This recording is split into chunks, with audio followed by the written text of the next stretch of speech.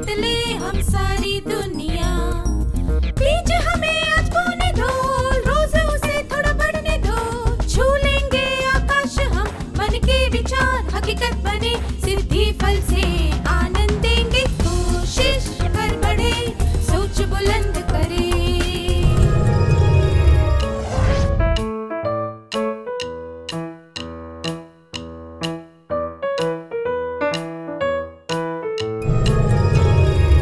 नमस्ते छात्रों, आप कैसे हैं?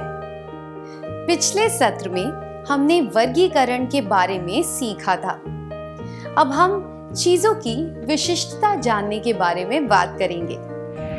कल्पना कीजिए कि आलू, मूली, गाजर, टमाटर इत्यादि एक टोकरी में रखे हैं। ये सभी सब्जियां हैं, पर जब हम इन्हें जमीन के नीचे उगने वाली और जमीन के ऊपर उगने वाली के तौर पर वर्गीकृत करते हैं, तो टमाटर को आलू और प्याज के साथ नहीं रखा जाता।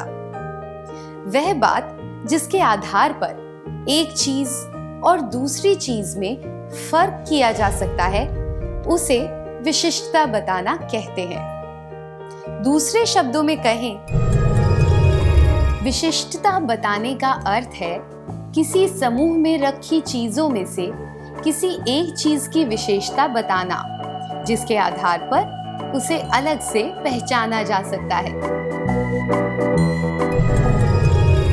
अब एक क्रियाकलाप का समय है। आपको स्क्रीन पर कुछ शब्द दिखाए जाएंगे।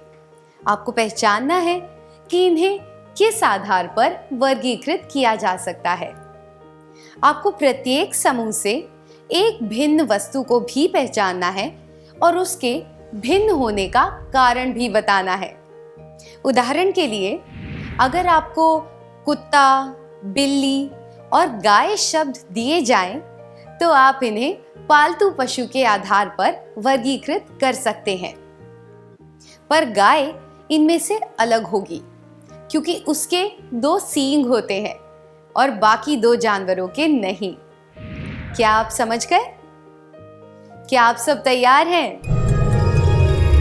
वस्तु या नाम, वर्गीकरण का आधार, भिन्न, कारण, विशिष्टता का आधार, हिंदी, भोजपुरी, गुजराती, मराठी, जर्मन, तमिल, जनवरी, मई, दिसंबर, अक्टूबर, सितंबर, आम, संतरा, सेब, अनार, अमरूद।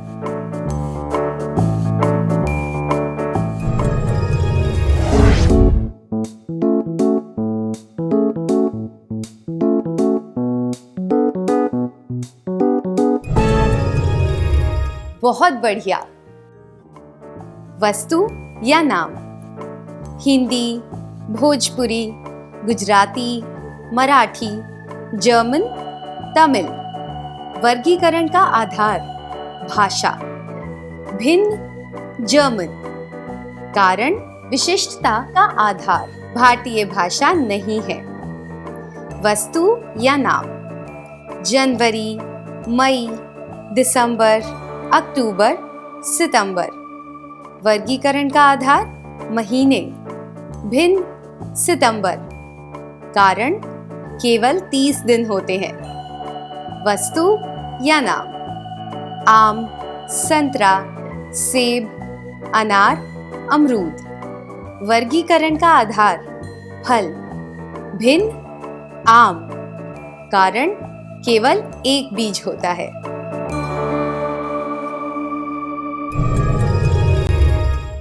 पहली पंक्ति में कुछ भाषाओं के नाम दिए गए हैं।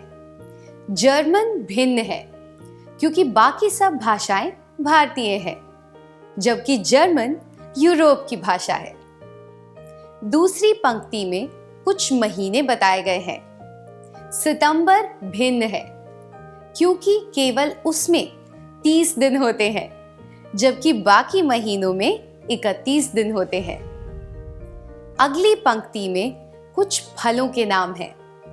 आम, संतरा, अनार, अमरूद, पर आम भिन्न है क्योंकि बाकी सब फलों के कई बीज होते हैं। आइए आगे बढ़ते हैं। किसी समूह की चीजों में एक समानता होती है, फिर भी प्रत्येक चीज की कोई विशेषता हो सकती है। उदाहरण के लिए चूड़ी, माला, झुमका ये सब आभूषण है, पर चूड़ी की विशेषता है कि इसे हाथ में पहना जाता है। इसी तरह झुमके की विशेषता है कि ये कान में पहना जाता है, और माला की विशेषता है कि इसे गले में पहना जाता है।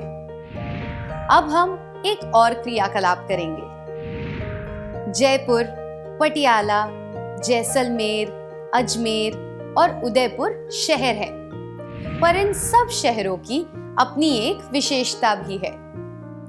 क्या आप प्रत्येक शहर की विशेषताएं पहचान सकते हैं?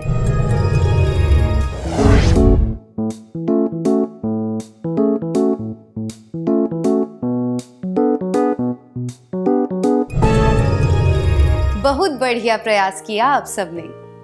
क्या हम उत्तर जांच लें? शहरों के समूह में केवल जयपुर एक राज्य की राजधानी है। केवल पटियाला ऐसा शहर है जो राजस्थान में नहीं है। केवल जैसलमेर में रेत के टीले और रेगिस्तान है। केवल अजमेर में एक मशहूर दरगाह है।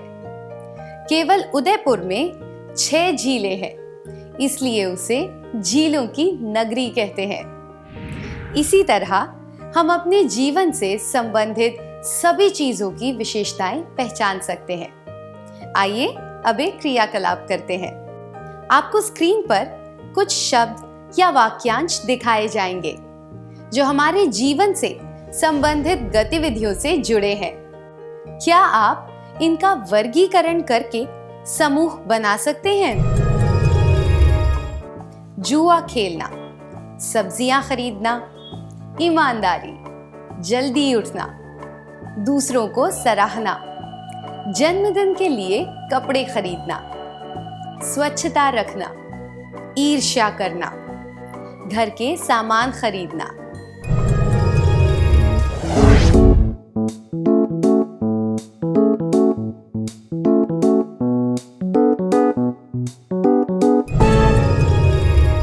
धन्यवाद। आप सबको बधाइयां। आइए अब जवाबों पर नजर डालते हैं। आदत: जुआ खेलना, जल्दी उठना, स्वच्छता रखना। खर्चे: सब्जियां खरीदना, जन्मदिन के लिए कपड़े खरीदना, घर का सामान खरीदना। गुण या लक्षण: ईमानदारी, ईर्ष्या करना, दूसरों को सराहना। अब क्या आप प्रत्येक समूह से उस चीज को पहचान सकते हैं जो भिन्न है?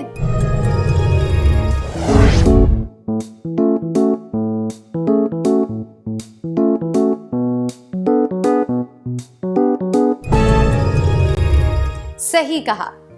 आदतों में से जुआ खेलना भिन्न है क्योंकि यह एक अस्वीकार्य आदत है और इसके नकारात्मक परिणाम हो सकते हैं।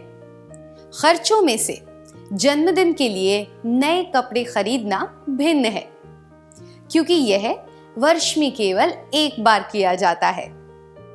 गुणों में से ईर्ष्या भिन्न है क्योंकि यह गुण अच्छा नहीं है और इसके नकारात्मक परिणाम हो सकते हैं। अब एक और क्रियाकलाप करेंगे। क्या आप अपने समय का वर्गीकरण कर सकते हैं, जैसे कि पढ़ाई का समय, व्यक्तिगत समय इत्यादि? अगर हाँ, तो आप अलग अलग तरह की गतिविधियों के वर्ग बनाएं और यह जानने की कोशिश करें कि आपका कितना समय व्यर्थ जाता है।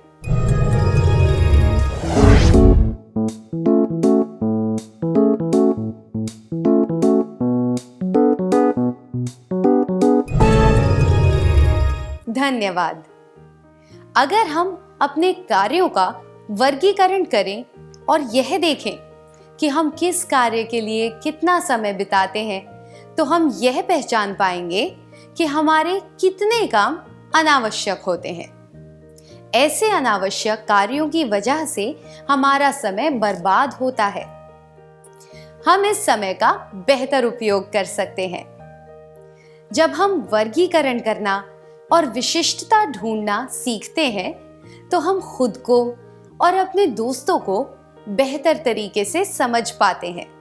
उदाहरण के लिए, हम यह जान पाते हैं कि वे अपना समय कैसे बिताते हैं, पैसे किस तरह खर्च करते हैं, उनकी आदतें क्या हैं, उनके गुण क्या हैं, उनके सिद्धांत क्या हैं, इत्यादि। ऐसा करके हम अच्छे और विश्वसनीय लोगों को पहचान सकते हैं और उनके साथ अच्छे रिश्ते बना सकते हैं। विशिष्टता पहचानने की योग्यता से हम अपने समय और पैसे का बेहतर उपयोग कर सकते हैं, अच्छे दोस्तों को पहचान सकते हैं।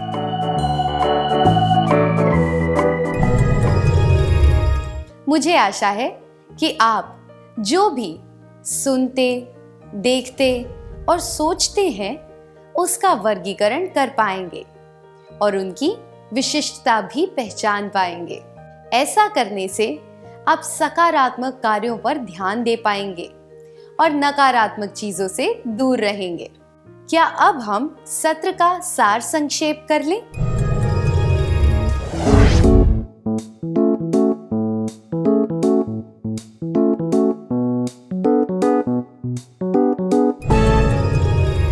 विशिष्टता बताने का अर्थ है किसी समूह में रखी चीजों में से किसी एक चीज की विशेषता बताना, जिसके आधार पर उसे अलग से पहचाना जा सकता है।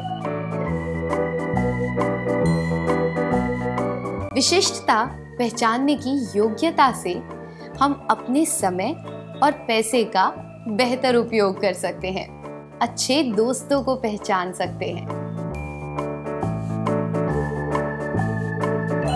इतनी अच्छी तरह सत्र का सार संक्षेप करने के लिए धन्यवाद। क्या अब हम थोड़ा गृह कार्य लिख लें ताकि हमें ये बातें अच्छी तरह याद रहें?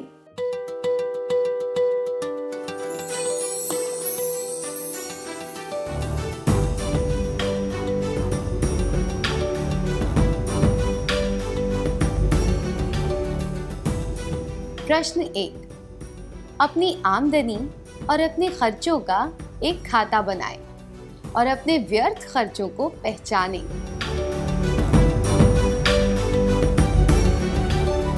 प्रश्न 2, अपनी आदतों की एक सूची बनाएं और यह पहचानें कि आपको कौन सी आदतें छोड़ देनी चाहिए।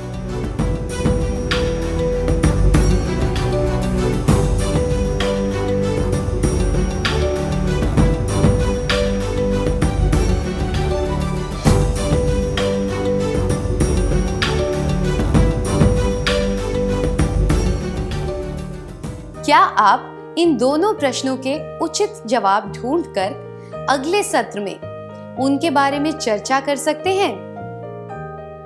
तब तक के लिए अलविदा।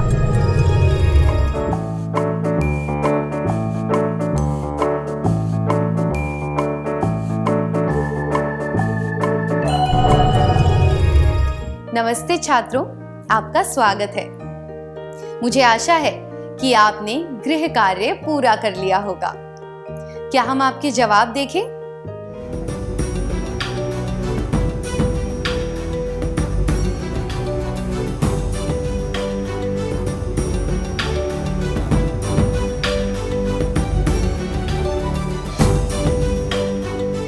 पहला प्रश्न है, अपनी आमदनी और अपने खर्चों का एक खाता बनाएं और अपने व्यर्थ खर्चों को पहचानें।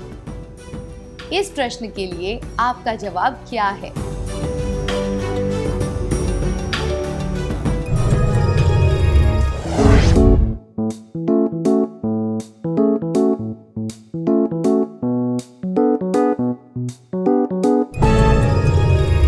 प्रश्न 2, अपनी आदतों की एक सूची बनाएं और यह पहचानें कि आपको कौन सी आदतें छोड़ देनी चाहिए। इस प्रश्न के लिए आपका जवाब क्या है?